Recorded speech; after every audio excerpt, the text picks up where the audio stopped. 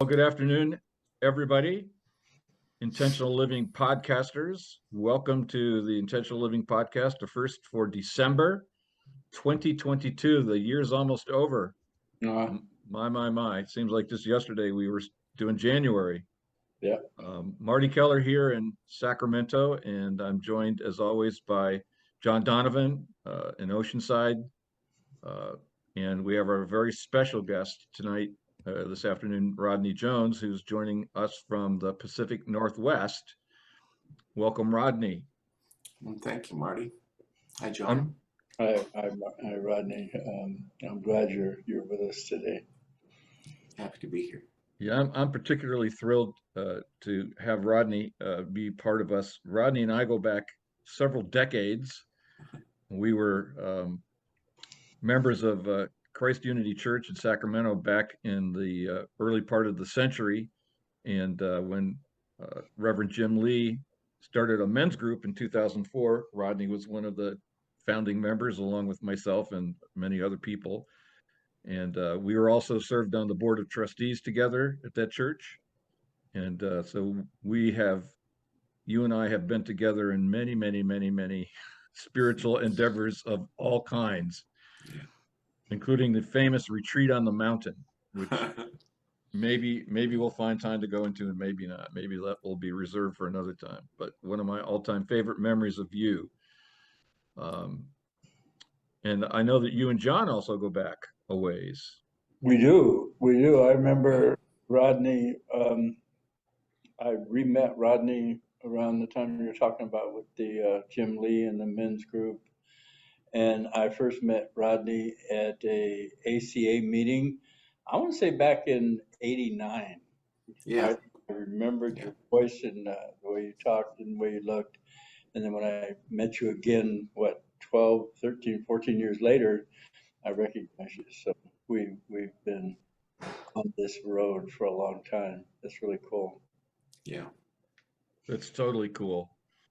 So we thought that might be a good place to start, Rodney, is be willing to share with those that are listening in and remembering that some people are watching this podcast and learning about intentional living for the first time. What brought you into what we call recovery, or what we might call becoming who we really want to be? I've been interested in psychology for a long time. I read I'm Okay, You're Okay, transactional analysis back in the day. And kind of made sense of what was going on with all the little dialogue and stuff going in my head. But what really got me into recovery was coming back from Salt Lake City to Boise, Idaho after breaking up with my fiance for about the third time. It was it's a blessing now that I look back, but at the time it was pretty disastrous. And I was driving back and I heard this wailing sound, this moaning, wailing sound in the car. And I thought, what is going on? What weird radio show am I listening to? So I went to turn off the radio and the radio was off. I looked up in the mirror, the rearview mirror, and it was me. I was just crying and bawling and sobbing, and my face felt neutral like this. That's the way I experienced it. But when I saw myself doing that, it was a real wake-up call for me. I was frightened, and that I could be so out of touch with my feelings myself that I didn't even know I was crying and in such pain. And I determined then that I wasn't going to let anybody let me get to that point again. So I started into therapy, and that was in Idaho. And then I found So when you say, so just a quick question. So when you say therapy, you mean like one-on-one? I went into a transactional analysis group therapy. Oh, group. Okay. Yeah, and that's when I first got in touch with my inner child. One of the exercises they had me do was sit on the floor and hold this pillow and hold it as if it was an infant Rodney and talk to him. And I was the only man in the group.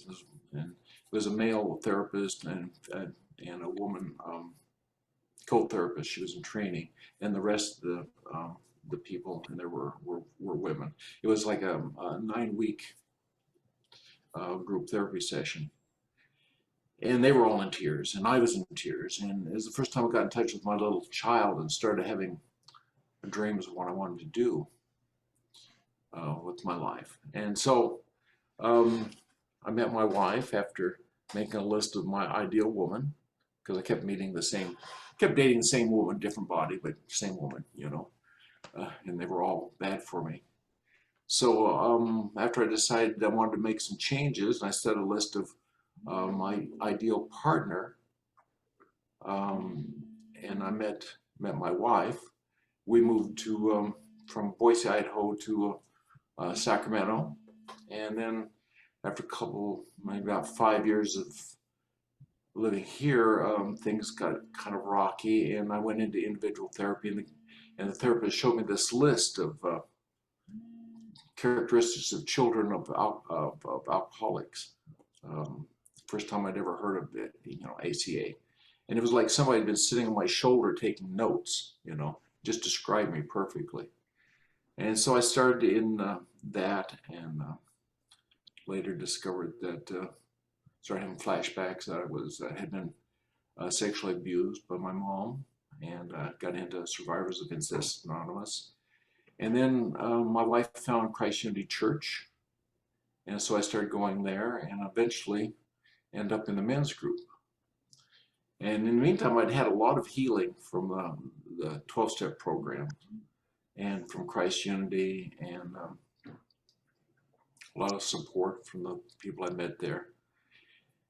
And then I got into the men's group because I really wanted to connect with some men. And then John showed up at one of our Saturday seminars we had on conflict resolution. Only it didn't seem like anything to do with conflict resolution, although I realize now it's resolving the conflict within each of us. And I recognized John. And the thing that impressed me, before he started, he pulled out a Native American flute and said, "I like to start off my meetings or talks with a flute, you know, to calm himself down, you know, to get in the right mood." And I was really impressed with that, and was really intrigued. And then later, John was talking with some of the other men in the group, and we were trying to form an elders group to help resolve conflicts within the men's group. And so John came and did a presentation for us, and then we formed a smaller group with John led us for about a year in intentional living. And that was a real revelation for me. The idea that there's nothing wrong, I hold value as a human being, and to look at things without blame or judgment, just as a scientist would, you know, or anybody out like watching nature taking notes. You know, they're not judging what the animals are doing, they're just writing down and saying what it is. And so if I'm feeling angry or shameful or whatever, that's okay. I give myself permission for that. And I hold value as a human being, nothing changes that. And no blame or judgment. And then asking for what I want. Now that was the hardest part. I always hated it because I knew John was going to come around and say, "Well, what do you want?" Because John would never tell any answers or anything. And I also didn't know what I wanted. And so I started off by becoming willing to consider the possibility that at one point I would be able to know what I wanted. Mm. And that's where I started.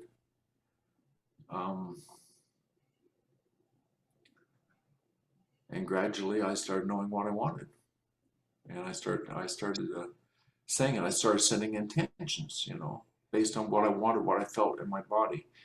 And during all this time, I'd been gaining more and more awareness in my body. I got to a chiropractor, and I did a lot of meditation, breathing exercises, getting in touch with my body and sensations. But especially in the men's group and the men's work, I started getting in touch with what I was actually feeling in my body.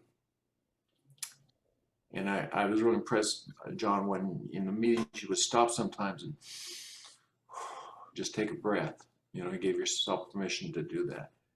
And so I started doing that to see what was going on, well, what's that about? And I felt really good. It helps me ground myself. So it's just been a lot of practice.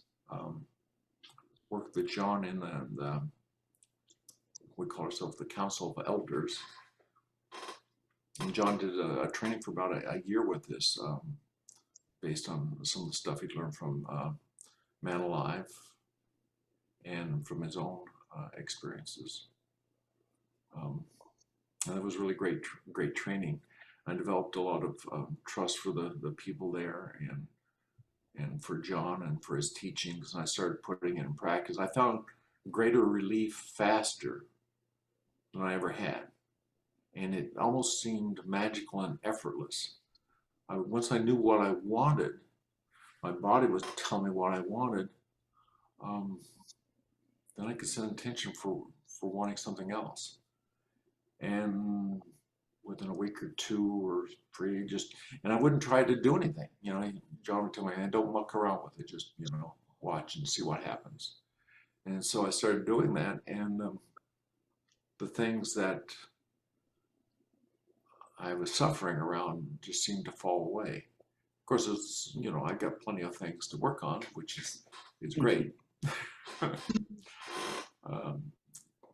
But now it's becoming a default for me to be able to just stop and say, okay, all right, what do I want? And go back to principles like it's never about the other person. Oh, damn, wish it was, but it's not. And sometimes I'm not willing to change. And John was fine with that. And in some of the groups we worked on later, the group that you were with me, Marty and John and some of the other people, he was like, no, I'm not willing to do anything any different. And John, oh, okay, I support you in that.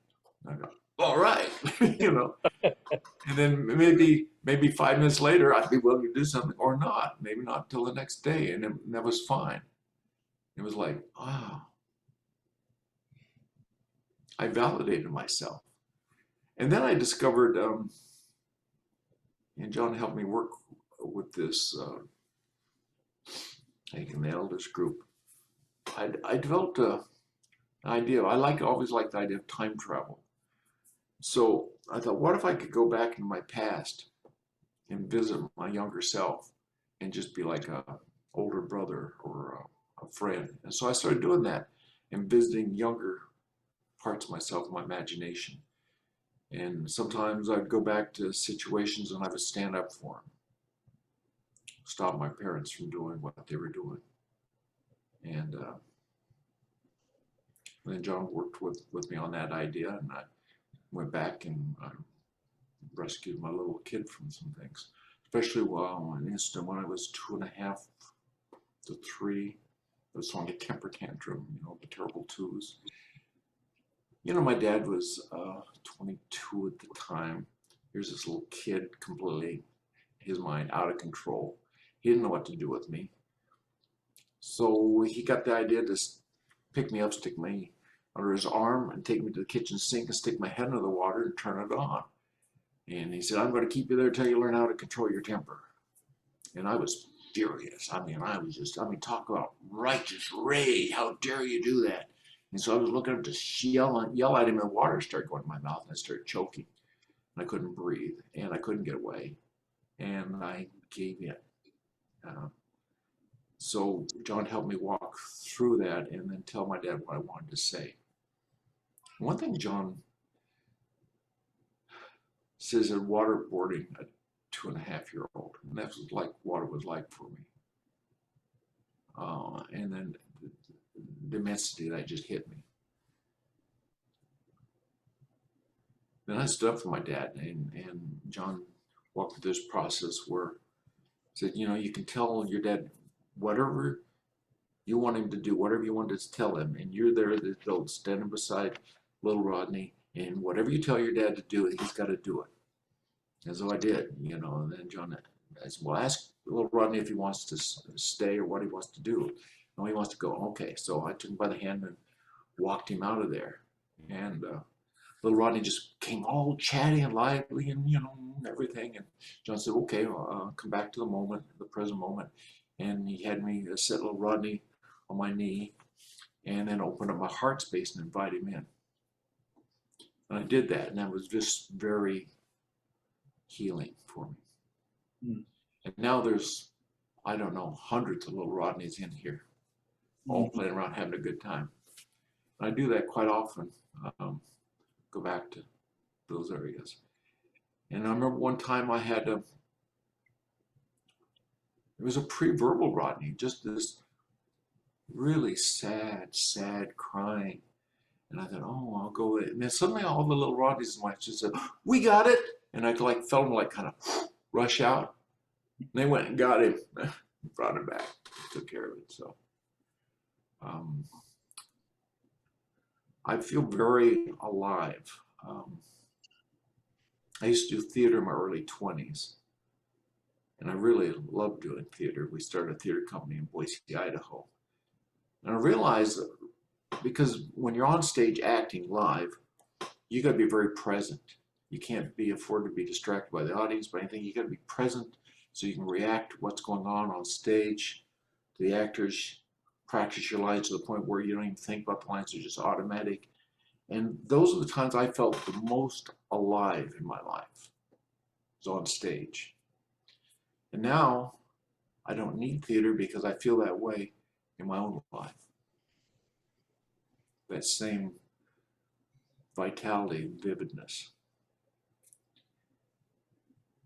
Early in my search for who I really am, I came across the idea from reading from works by Fritz Perls, Gestalt therapy on here and now moment. He says, just sit, take a breath, and just still your thoughts for just a little bit. And I did, and suddenly all the colors in the room brightened up, and I heard sounds and traffic, and I didn't even know was there. And it just happened for a brief moment, and then immediately it went back in my head. Oh, what was that? This is, you know, and I started analyzing it. I realized I used to live so much in my head that all the energy was drawn in here, and everything else was kind of grayed out, dulled out, color-wise, sound-wise. It was almost like an airplane has jets have these heads-up displays, and it's like my inner life was what was on the heads-up display, and the real life was what was kind of behind, you know. But as I've gotten more in touch with my sensations, my experiences changed. Where now things are very bright, all the colors are very vivid, my sounds are very distinct. I can feel my whole body now. I used to be really numb. It's almost like my whole abdomen and chest was kind of numb and wasn't even there. I thought the only purpose my body had was to get my head from one place to another. But now I can feel my whole body, all this, my body surfaces, I can feel inside. It's all because I've been accountable for who I am and what I'm experiencing, and without blame or judgment, and through the support of all the people in the groups, from you, Marty, and you, John, all the people from our Rusty Nail group and our Monday groups. And, I've had so many teachers. You know, so it's not just me, it's my intentions. And moving up here to Montesano, Washington, one of the Saturday groups, John, you know, I attended before we moved. I was really afraid of being really lonely and sad about leaving the home we lived in for 3 or 4 years. And I came up with the intention to experience home here. So wherever I went, home was always with me. And that's what I feel now. I feel I love being up here. I feel at home. I miss my friends in Sacramento, but I see them on Zoom, and I can call, but it's like I've got a new life here, and I'm enjoying myself and my surroundings and this house, which we're transforming into our new home, external home. The internal home is here. So I think that's my story so far. You even shared with us in a meeting the other night shots of the snow on the ground and in the Yeah. hills above your house. It was very, as a Michigander, I found a bit of nostalgia in looking at that beautiful white covered scene.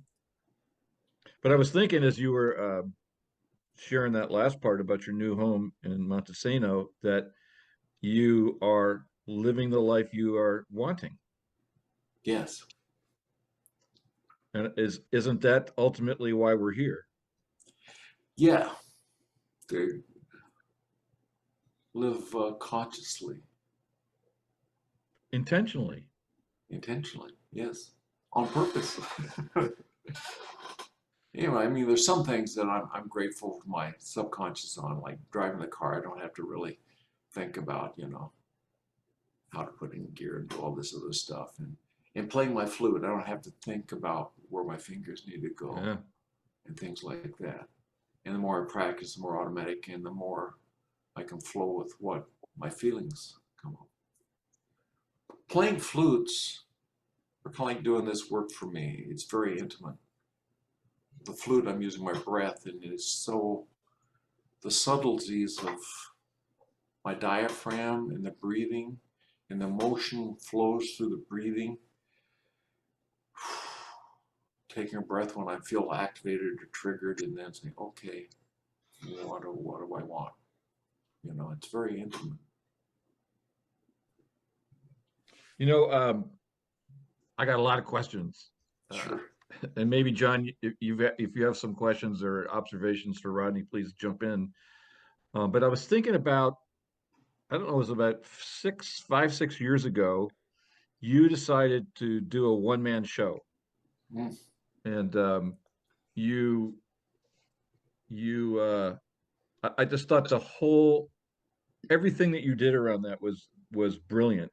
That it was my memory. So I'm on the outside looking in, but you were on the inside of that. So maybe you could tell us a little bit about that. But you felt the need to share your talents, and I think you also felt the need to face your fears about being public and sharing your talents.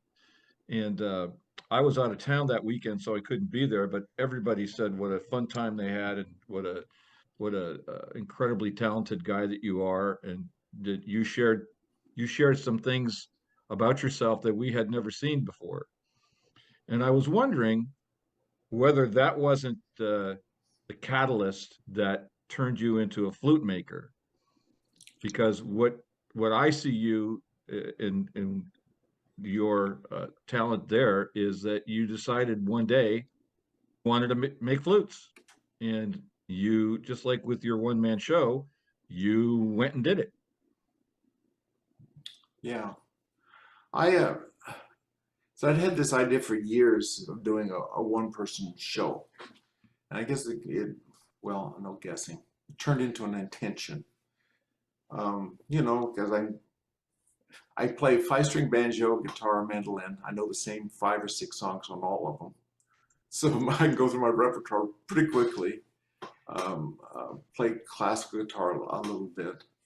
I always had a lot of fear around playing in front of people. I had this perfectionism, had to be right, can't make any mistakes. And I didn't let myself just kind of get into it. But since I started playing the flute, because I could improvise, and I discovered I could improvise, and it touched me so much that I found I could play in front of people. And I was pretty fearful. I got on, I made some mistakes on guitar. I actually couldn't finish a couple of pieces. So I just moved ahead. I thought, well, I shared one of my worst sort of nightmares when I was doing theater was I would come onto this scene and somebody would say a line I'd never heard. There'd be a whole scene I'd never seen, never rehearsed, and I wouldn't know what to do. And people would be waiting, and the audience would be waiting, you know. And he's like, suddenly got very quiet. And then suddenly the director said, "Oh, cut." And he'd come out and he showed me this script. I'd never seen it. And the other actors were shaking their head. The audience was getting up. They turned on the light. The audience got up and were shaking their head and were walking away. And everybody was leaving. There I was, you know. I'd wake up in a sweat with that. So that was kind of happened in a way in the group. I couldn't play a couple of songs. I said, well, I guess just magic's not working tonight on these. I'm just going to move ahead. So I just moved on to the next thing. And I just stayed in the moment. I stayed with what I was feeling. And it was fine. And I moved on and I did well and everything else. I told little stories about myself around each of the instruments and what I was doing, and then transitioned to flute playing. And then I told this story from J. O'Callahan called The Little Dragon, which was very animated. It's a lovely story. So I felt great. And I had my artwork there, stuff I'd done. So, you know, I had artwork and music and storytelling, and, you know, lots of things that I had fun with. So that same determination to do what you wanted and doing something that you have felt fear around, was that analogous to what happened when you decided to become a flute maker? The flute making I got curious about. You know, I started playing and I was talking with John. John said he made flutes. I thought, oh, really? And he told me about how I did that. Well, I got most of the tools. And then it wouldn't leave me alone. I would dream about making flutes. Wow.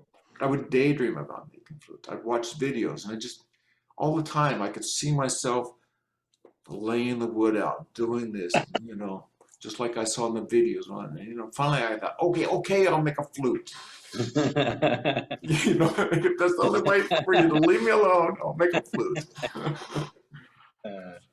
So in many ways, it was more to get rid of the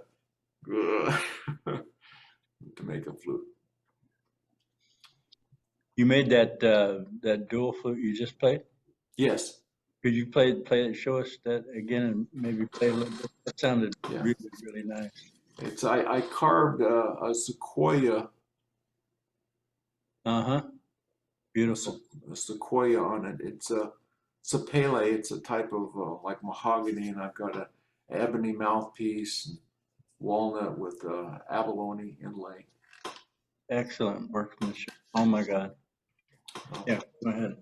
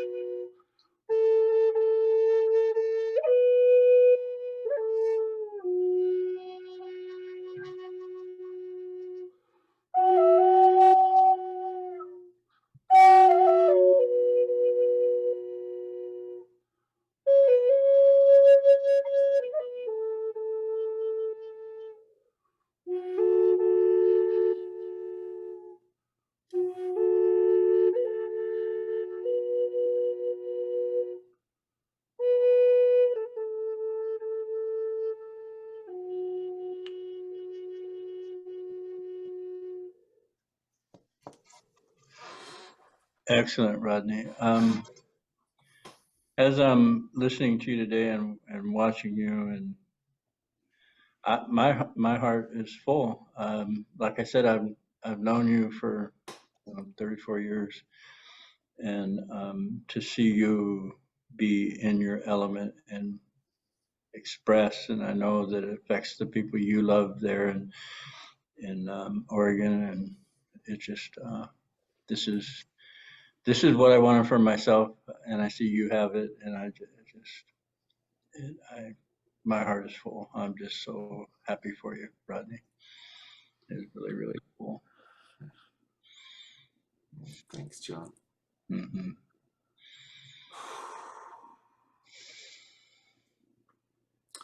Nothing like you know, a present moment. I want to say, whoever's watching this, I love you, Marty, and I love you, Rodney. And I have a deep connection to both of you. And this is from my masculine body, from my masculine self. And it's like this is something that was taken away from me in the conditioning: be a man, be tough, be strong, don't cry. And I want this more for you too, and more for anybody any guy that's listening, and it's not specific to gender, because I know the dysfunction and the inability to be in our bodies, it goes between the genders and it's on a continuum. So I'm really, really, what's the word? Happy that you're on this podcast so that people can see you. You actually don't have to say anything. This like shine thing is happening in this group of ours. There's three of us. So wow, wow, yeah, wow. Uh, that's my word. Wow. When I get to the word wow, I'm done. It's like wow. It's really cool. That always reminds me of that Anne Lamott book about praying called the three prayers are help, thanks, and wow. Yeah. We're in the wow part of our lives. This is really cool. Exactly. Yeah, because I've been in the help part of my life for most of my life. Yeah. Yeah. Oh my God. I'm a part of the accountability process. One of the exercises is discovering what our love equals. And I thought, well, what does life equal to me? Mm-hmm. You know, and joy and wonder. Mm-hmm. I added that to my love too. Love is courage and joy and wonder. Yeah. And that's the way I'm experiencing much of my life. Mm-hmm. I look out, you know, and this morning was just snow. You know, everything was covered with snow. And last night, by 2 o'clock yesterday, it was all gone. It rained, cleared away, and then this morning was snow. It's been that way for the last 3 days. And my wife Susan said, you know, it's like first snow all over again each Mm-hmm. morning, because you know it comes and then melts away, and then we got it fresh again. And, so I feel fresh in my life. I feel a lot of joy and a lot of wonder. One of the many gifts that you have is I don't know if you think of yourself this way, but you're a great wordsmith and a phrase maker. And one of the phrases that you said back when we were in the men's group together, we actually met here in my apartment before we started meeting at John's place. You said, "I intend to take refuge in reality." And I wondered if you'd be willing to share a little bit about what you meant by that, because I'm getting the sense that what you just told us is a perfect example of taking refuge in reality. Um, at one point, shortly before I met you, John, that's just before I started going into ACA, my wife was having some flashbacks about some traumas in her life, and triggered some in me, and it was a very dark time, very fearful. And I'd been reading a lot about Buddhism. Um, I had a picture of a Buddha that a friend of mine gave me that I had up in our office. And one night it was just I just couldn't sleep. I was so in such turmoil, in such pain emotionally, and I didn't know what else to do except I remember reading something about one of the Buddhist practices just to sit with your pain. So I went and got the picture out, and got a candle, got a pillow to sit it down forward, propped up the picture on the front of the couch, and sat in front of it with the candle, and I just sat. And I didn't avoid, I just sat in the pain and not avoided it, because that was what was real. And Later, my wife came and peeked around the corner to see where I was at. Went back to bed. And after that, something shifted, and we started talking more. And I realized that no matter how much I was hurting, the only way to find the solution was to stay present, no matter how painful it was, because that's the only place I had a chance to make any change, to do something. If I stayed in my head with the dialogues and the talk and the catastrophic thinking and everything else, I was lost. So I have taking refuge in reality. This is my way out, my salvation. That's where I find my answers, not living in the fear, not looking out, not being present. And that's where I started to discover, no matter how painful it was, okay. And then when my father passed in 2006, that was, I hadn't had anybody that I was that close with pass before. And I just let myself grieve. And it was, I was in pain, and yet I was very much alive, so much alive. It was this sweetness to it, a bitter sweetness to it. So I thought, okay, I intend to take refuge in reality.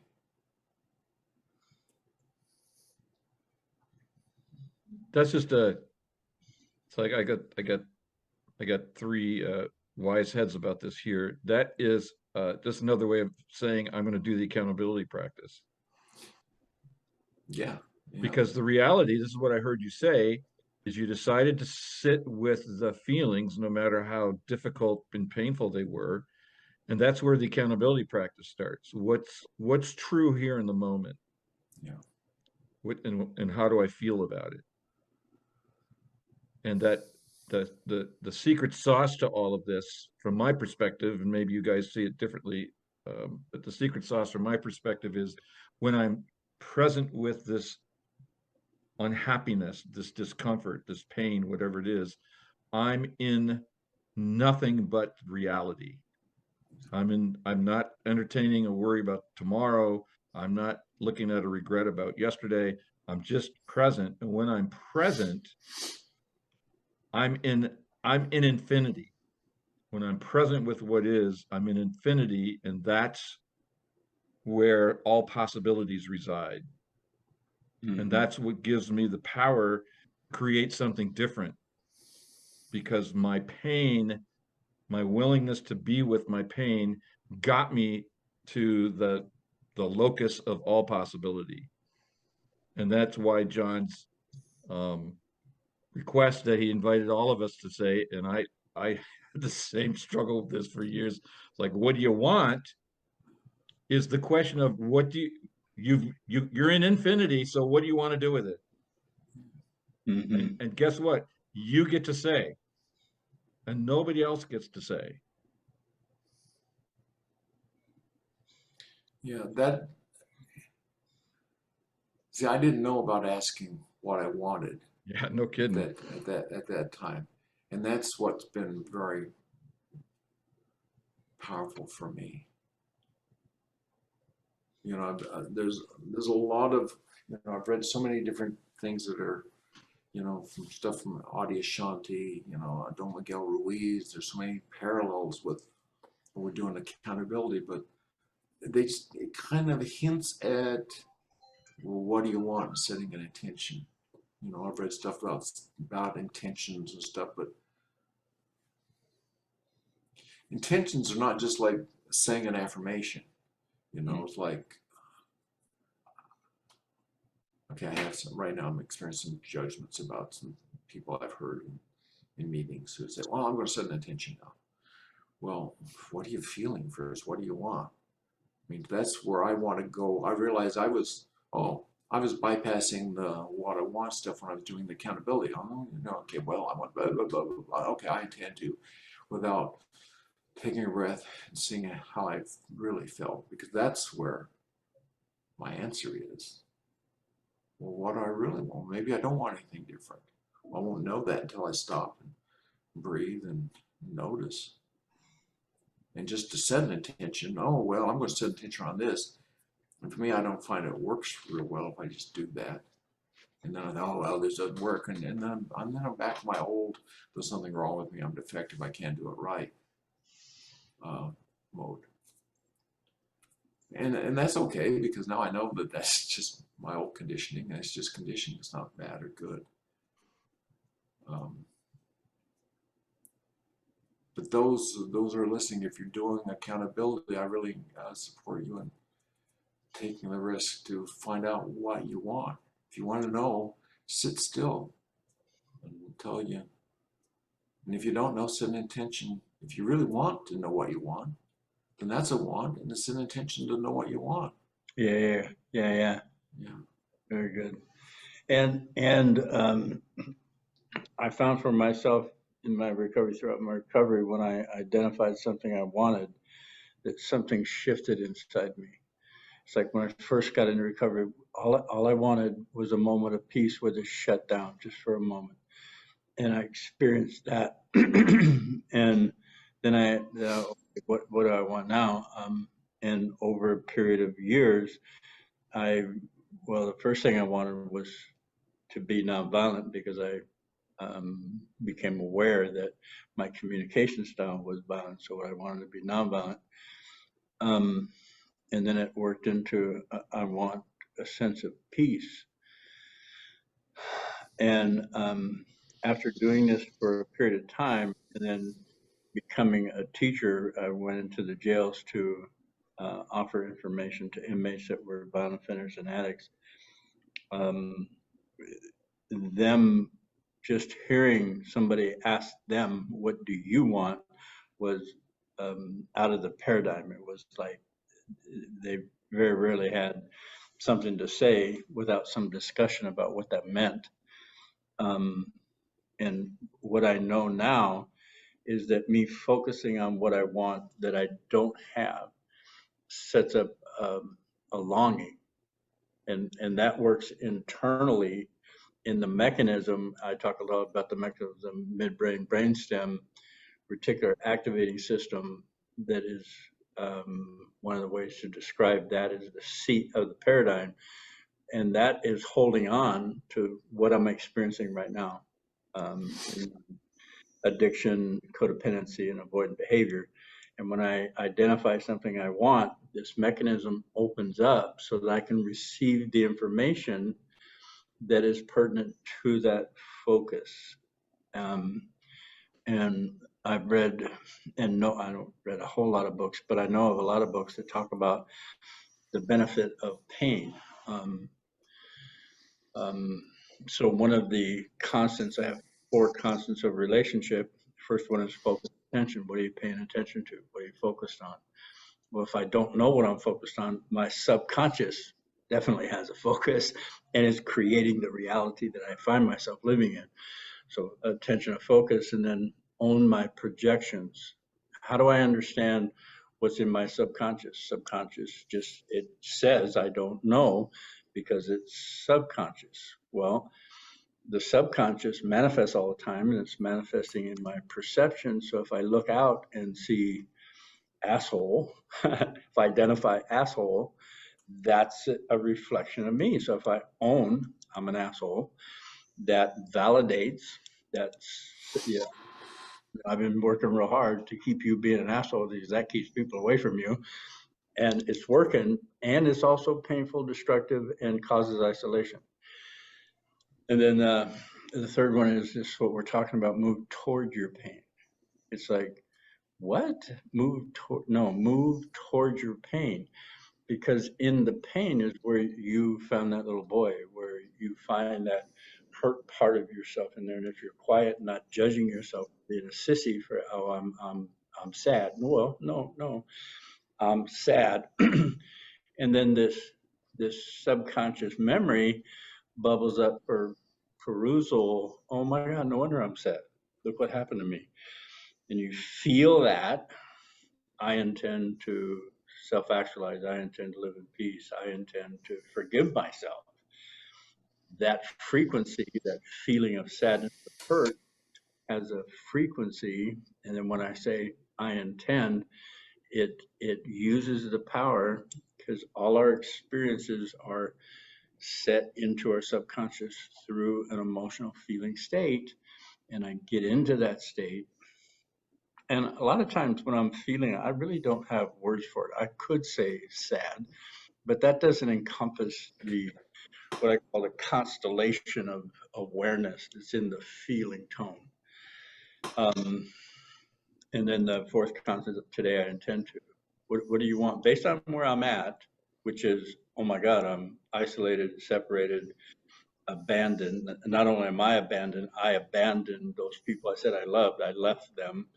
This feels, oh my God, I intend to be loving, caring, nurturing father, spouse, and participant in my community. And that intent is a command to this mechanism to seek and search and find out for me loving, caring, nurturing. Because guess what? I have no idea what that is because I've been focused on my safety, which means stay away from people. And yet, people is where I feel connected and push and pull. So, hopefully, that explains part of this intentional living. No blame, no judgment, where you find yourself hurt, sad. And one of the things I owned is my arrogance, my entitlement, my meanness, my capacity to need to control people, and my neediness. It's like, oh my God. Wow, yeah, I intend to move out. I intend to live the life that is my life. I intend to live the adventure that is my life. I intend to express authentically because I get that I haven't been expressing.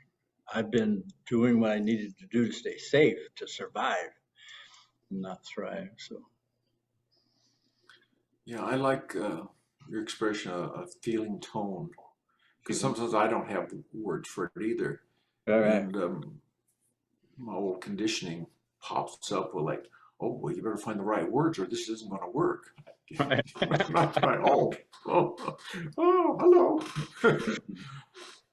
Well, then we find, or I find that if I identify a feeling with a label, it turns out that label has a pre-approved feeling tone to it, and it can pull me away from the actual feeling that I'm having. Yes. So, like if I say, if I'm feeling something like I'm sad, that can actually change that vibration of what I'm actually feeling. Because my mind has the power to impose something out. So one of the things I learned in our practice over the last couple of years is precisely what I heard you say, John, which is I intend to feel and not call it anything. And the more I can stay away from a label, I can stay in my body. And my body has this immense wisdom. My body is it's only wise. And it's so wise that it doesn't make me understand it. That it's like very patient. Yeah, I'm making you sick because I need you to get something, understand something. But if you don't, that's okay. But my body, once I learned that I can derive information from that feeling tone, then like it's increasingly been my practice now not to call what I'm feeling anything, particularly those feelings that are uncomfortable, that I previously would have labeled as something to be changed immediately. And one of the things that Rodney, you did in that story that you shared with us is that you decided not to try to change it, and you discovered that wisdom when you were willing just to sit with it, and it offered you something that you otherwise, I would suggest, you would never have received. Yeah, and I was kind of I was at my wit's end, you might say. And I thought, well, can't get much worse. I thought, Well, what I heard you say, Rodney, is that you had the candle, the picture, your wife peeked around the corner, and then you found yourself differently. you thing, and I don't know what I'm paraphrasing. Things started to flow. Things it was different Yeah. because you simply sat with that, and I call it a constellation of feeling tone. It could be sad, hurt, grief, anger, All at the um, same time. all at the same time. And what you said, Marty, is that the feeling tone has information in it. And the information is that wisdom that has sometimes no words that transform us on a cellular level, raises our what we call point of attraction from whatever it was vibrating in the resistance to the feeling. This vibration was tight, you felt and it loosened, and you vibrated at a higher level, and your life simply reflected that. And it's like, I call it being blindsided by healthy behavior. It's like, where did this come from? Where did this kindness come from? Where did this consideration come from? It's like, look at me. Or somebody will say to me, wow, you're different. It's like, you're not like screaming, yelling, or you're actually enjoying this thing where before you would have been different. So yeah, it's incredible work. I find resistance is, what if I'm resistant? That's actually, if I'm trying to get rid of something, that's actually the same energy that's creating it. Yes, judging it as bad instead of feeling it and seeing what's there. I was reflecting on one of our foundational principles is I'm always getting what I want. Mm-hmm.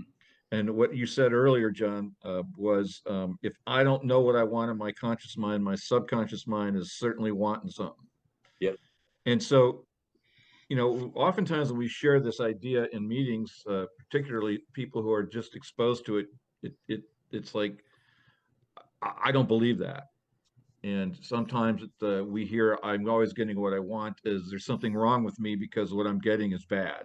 I'm getting Mm-hmm. pain, I'm getting unhappiness, I'm getting isolation or whatever. But it's actually good news because the truth is, if I'm always getting what I want and I decide that I want happiness, joy, peace, freedom, whatever, then my body and the universe will conspire to produce that, Yeah. just as it was conspiring to produce what was in my subconscious. Keep me safe from people, which is basically a little boy's, keep me safe from my crazy parents I can't, whose emotional stability I can't count on. Right. So let me stay isolated because that's safer than expecting dad to come home and be happy and no, he comes home drunk and angry Mm-hmm. and hits me or belittles me or both. So I'm not gonna I can't, I'm not going there anymore. So that power to have what we want was actually activated by a little kid who Yeah. didn't Yeah. even know that he had that power. He No. just he just made it happen. And then without awareness, that just continues to live in my subconscious until I become aware that that's what's going on. And the accountability practice, John, you helped me become aware of what the real truth was when I was pissed off, angry, blaming others, being paralyzed with fear. And this practice helped me see through all of that to see what's really going on. To Mm-hmm. find that scared little kid, not judge him at all, but actually honor his tenacity and Yes. his fearlessness at taking care of himself. And actually identify what's going on, which is Right. complex post-traumatic stress. And I mean, if a guy comes home from a war zone and he's isolating or he's walking down the street, loud noise, and he drops, we're not saying, oh, this guy's doing this on purpose, this guy's an asshole. No, this guy is traumatized. He was in a war zone. So yes, but then we go through our childhood war zones, concentration camp experiences, and then we scream, yell, slam doors, run out the door, screaming, yelling, I don't like you anymore. And then 2 minutes later, come back, oh, I'm sorry, I'm sorry, I'm sorry, I'll never do that again. And then 5 minutes later, we do it again. And it's like, then we judge ourselves. No, complex post-traumatic stress display from our childhoods. And then what we're doing in accountability is just noticing the display, screaming, yelling, running out, slamming doors, and owning it. I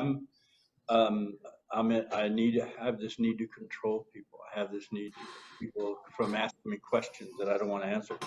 And then just say the truth. That's in alignment with the trauma on a vibrational level. We don't have to figure it out. Something happens internal in my body, and what bubbles up to me is like this sadness, this pain, this regret, and I intend to forgive myself. I intend to be kind. I intend to live in peace. And then it starts shifting on its own. It's wow. Wow. Because that's what we want, and we're always Yes. getting what we want. Always getting what we want. And now we can take conscious control of the wanting. Yes. And the power of setting an intention is that initiates. It's what you said. It sends a message to the mechanism. Yep. And says, okay, start releasing the evidence of this. Yeah. Okay, so for me, I intend to create a world of joy, peace, freedom, community, and health.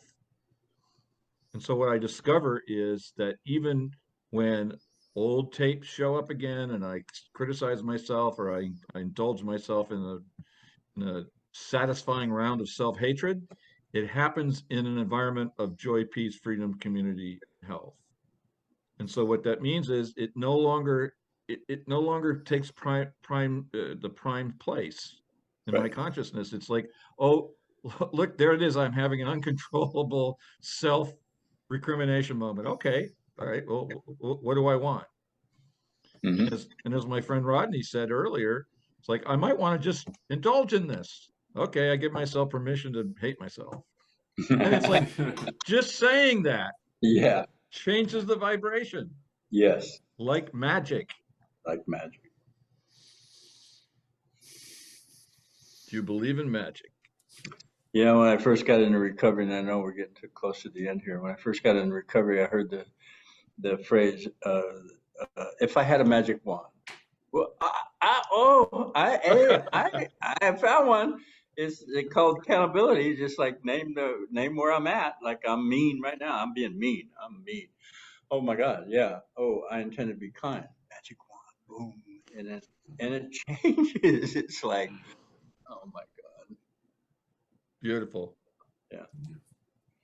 Well, Rodney, as John said, we're coming to the end of our time together, and before we close out, I'd like to ask if you have any last-minute thoughts that you'd like to share, and then, as always, we'll ask John to wrap up with anything that you've observed, John. So, Rodney, anything? No, I'm fine. All right. Yeah. Mr. John. Rodney, you're more than fine. You, my friend, are magnificent. I just appreciate you so much, and thank you for coming on. And this journey with you has been just fantastic. And I love you. I love you, Marty. And I intend to stay the course. I'm going to do this. I'm going to do this. I'm going to do this until I'm going to like be at my Zoom meeting and nobody shows up and I go, where's everybody at? And somebody says, well, John, they're out having their life, just like you told them. Like, okay, okay, and I'll call people up and we'll do some barbecuing and gathering and drumming and flute playing and enjoy. Yeah, I've had a great time tonight. I love and appreciate you. Thank you very much. Okay. And same to you, Mr. Rodney. I love you too, Marty. Thanks. John. All right, my friends. For all of those of you who might be interested in learning more about this work, there are, as John hinted, there are a bunch of Zoom meetings you can come. This work is done best with other people. There's some acceleration that occurs when I do this work in a group. It's the group's unconditional love that fuels the power of my intention.